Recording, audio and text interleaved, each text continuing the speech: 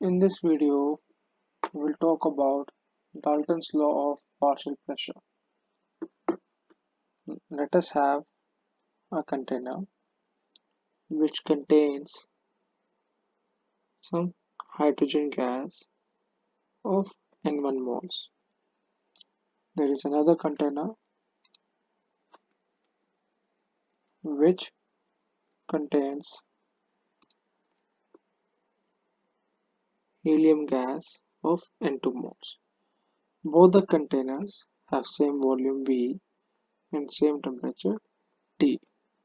From ideal gas equation, we know that pressure in this container of hydrogen gas into volume is equal to number of moles R into T. Similarly here we can also say pressure of helium into volume in, is equal to number of moles of helium R into T. Now if the two gases hydrogen and helium are non-reacting gases, means they do not react with each other if they are taken in a same container. So let us take both hydrogen and helium in same container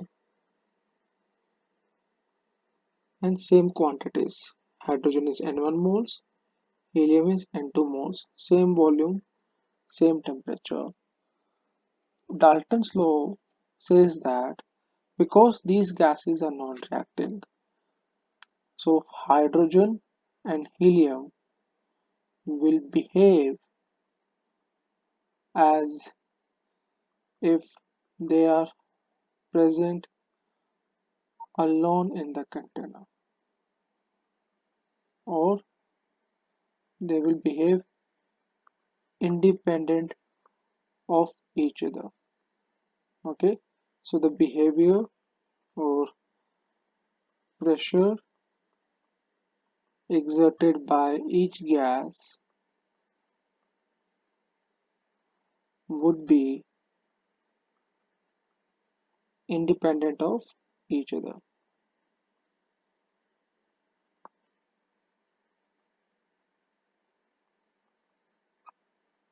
What this means that pressure of hydrogen in the container will be equal to number of moles of hydrogen RT upon volume, and pressure of helium in the container will be equal to number of moles of helium RT upon volume.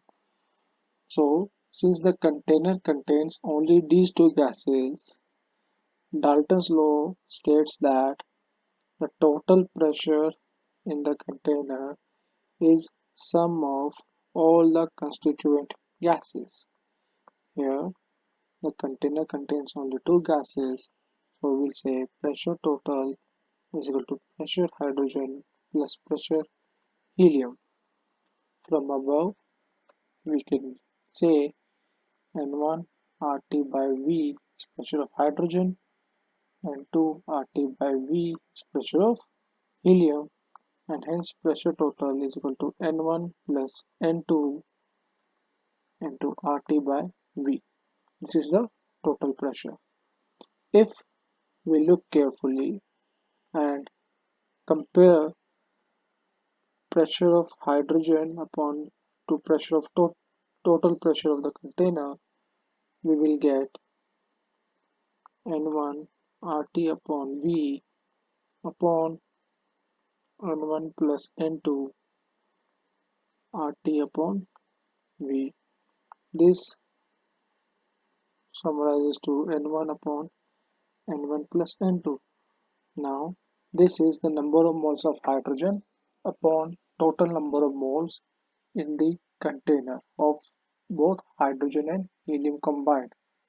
This is equal to the mole fraction of hydrogen. So, from above, we can say that pressure of hydrogen is equal to mole fraction of hydrogen into total pressure.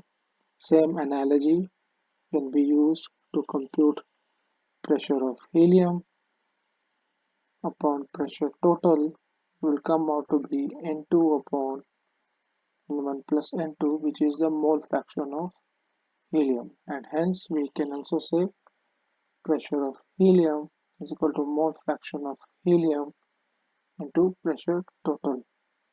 So this is the calculation of partial pressure of a gas in a mixture. So according to Dalton's law, pressure total is equal to chi A PA chi A PT plus chi B PT plus chi C PT and so on, where chi A, chi B, chi C are the respective mole fraction, okay, multiplied by pressure total. That individual term becomes the partial pressure of A, this becomes partial pressure of B, and this is partial pressure of C. So the major condition which Dalton's law states is number one, that total pressure is sum of the partial pressure of all the individual gases. Number two, the partial pressure of one particular gas is product of mole fraction of that gas to total pressure of the container.